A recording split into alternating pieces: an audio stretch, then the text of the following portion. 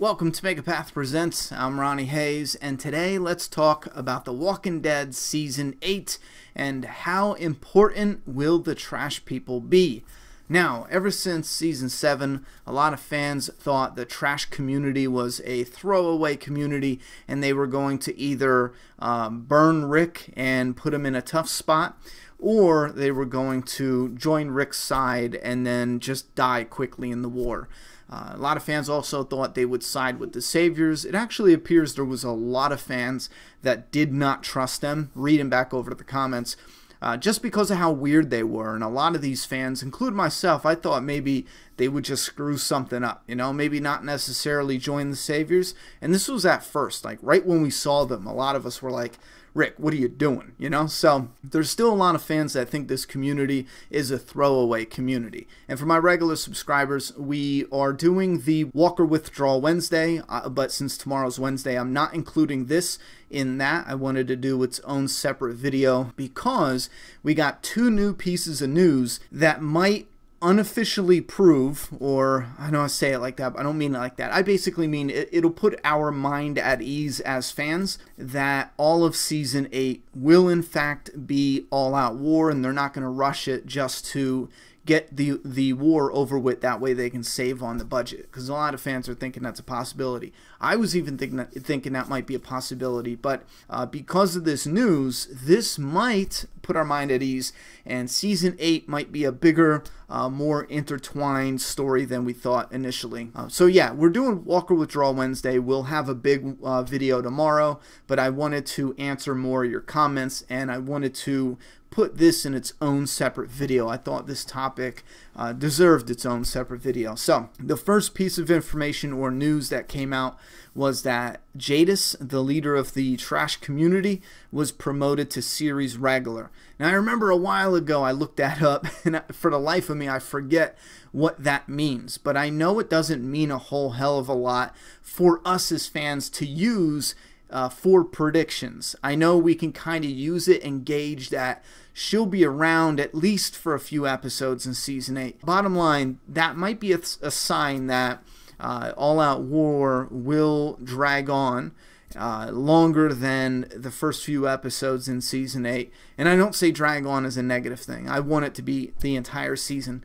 But as well as that, Simon was also promoted to series regular, and also Enid was promoted. Now the second piece of information, probably the most interesting and the one that got me thinking, he commented about the way they speak, and a lot of fans are not liking the way the garbage people speak.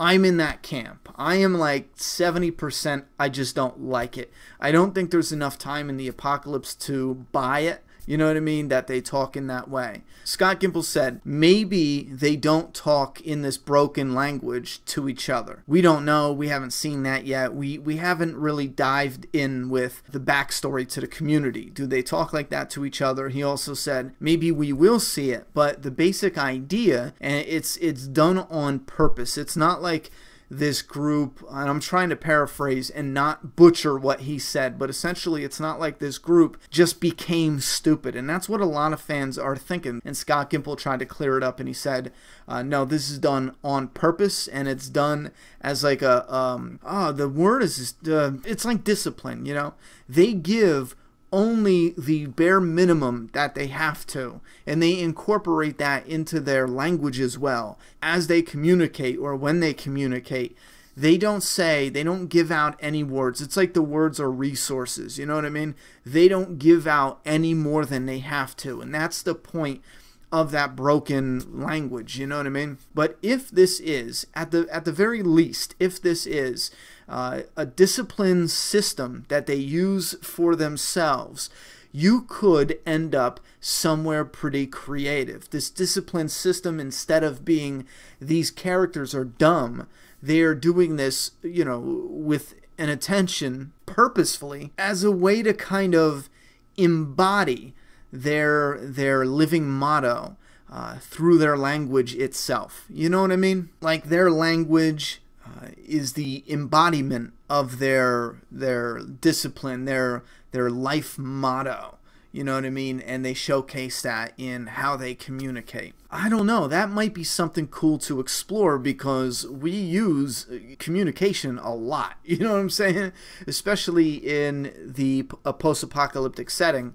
You need to talk and communicate to survive, to go on runs, to get out of sticky situations, this, that, and the third. And we see they have different forms of communication with what did they use? A bird whistle. They used smoke. So this could turn around some fans who didn't like it at first. They could become more inclined to probably like it if they had a solid backstory put onto it. Like if this was something done intentionally to build the discipline within the group. Because if you need a very disciplined group, what better way to weed out the weak ones, what better way to teach and to train than put your life motto, your discipline, in your language, hidden in your language, by only giving the very minimum. Even your own words are a resource. I'm telling you what, if they go in that direction, I might really, really, really like the Garbage Group. And I know this might sound like just a fan giving an excuse, but right now, and I don't even know if I'm butchering how that sounds, you know what I mean? I am basically talking about a group who uses language in a way to keep their philosophy alive at all times. That discipline, like their way of life, their motto, their life motto. You recognize it. It gets burned into your brain. You become brainwashed. You are always surrounded with that life motto if you use it to structure how you speak. You know what I mean? By giving the very least that you can. By just saying, him, mine, or that, mine. I don't know how they talk, but, you know, mine. I take, you know, you go. And again, a lot of fans, including myself, when we first saw them, we just thought these are people who are dumb now because of the apocalypse. They were hidden away, living in this trash heap. They weren't around other people who were normal. I know a lot of fans were even thinking that this is a community that started out escaping a mental institution or something like that. That's how far we were going to try to justify why they're talking like they're dumb. But I'm starting to really love the idea that they use that as a way to keep their life motto in this new world always around them. You know, they embody it in their language, so it's always there. It's ever present. Every time they need to communicate, you know, they think of their life motto. We take, we don't bother. That's it, right? We take, we don't bother. They give at the very least as they can. You know what I mean?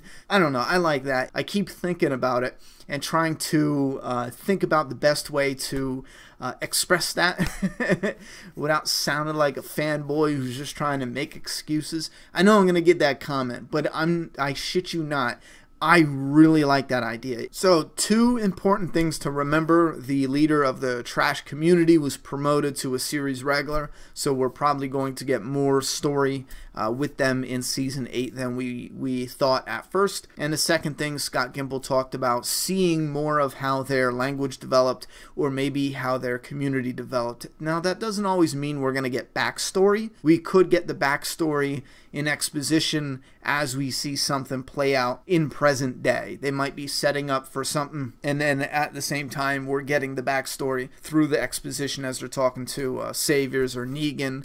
We might even get a couple flashbacks, you know what I mean? You never know. A couple small flashbacks might go a long way. Or they might just, again, they might just hide the backstory into the present day story. With that being said, I think we will get an attack early on. Again, it only makes sense that the survivors would attack the trash people since they're so close.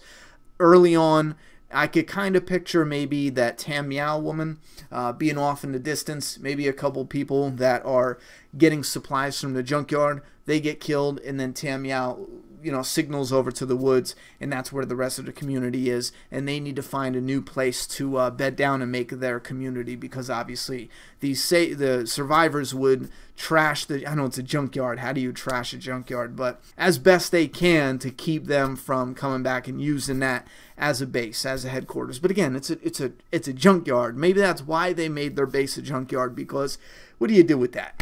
You know, it's a junkyard. How are you going to trash it? Yeah, that's dumb. Anyway, thoughts and opinions. Keep in mind you have the leader, and then you have the group and how it developed its language and also its little society there.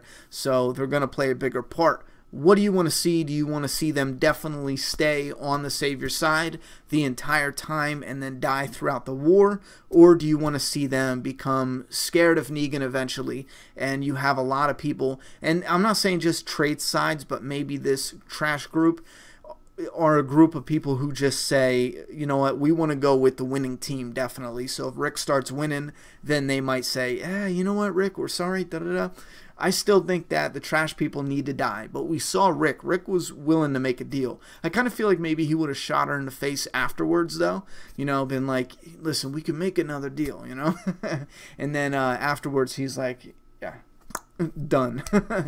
Give me your thoughts and opinions in the comment box. I'm done talking. It's your turn. Subscribe now.